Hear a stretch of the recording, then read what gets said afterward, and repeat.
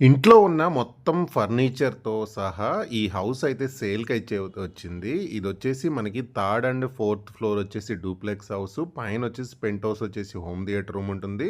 First and second floor వచ్చేసి మనకి 2 BHK and 1 బీహెచ్‌కేలున్నాయి. With rent గూడా 50,000 వస్తుంది. లేదా మీరు మొత్తం హౌస్ గనక రెంట్‌కిస్తే 1,00,000 వరకు రెంట్ వచ్చే హౌస్ అయితే సేల్‌కైతే వచ్చింది.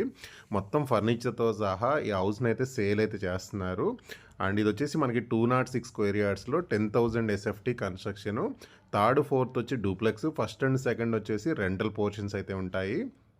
అండ్ ఇది లొకేషన్ వచ్చేసి మనకి శంషాబాద్ ఎయిర్‌పోర్ట్ ఏదైతే ఉందో శంషాబాద్‌కి రింగ్ రోడ్ దగ్గర ఉంటుంది. రాళ్లగూడ దగ్గర, ఓఆర్ఆర్ దగ్గర ఉంటుంది. చాలా వాకబుల్ డిస్టెన్స్‌లోనే 206 స్క్వేర్ యార్డ్స్ వచ్చేసి ల్యాండ్ ఏరియా అయితే ఉంటుందన్నమాట.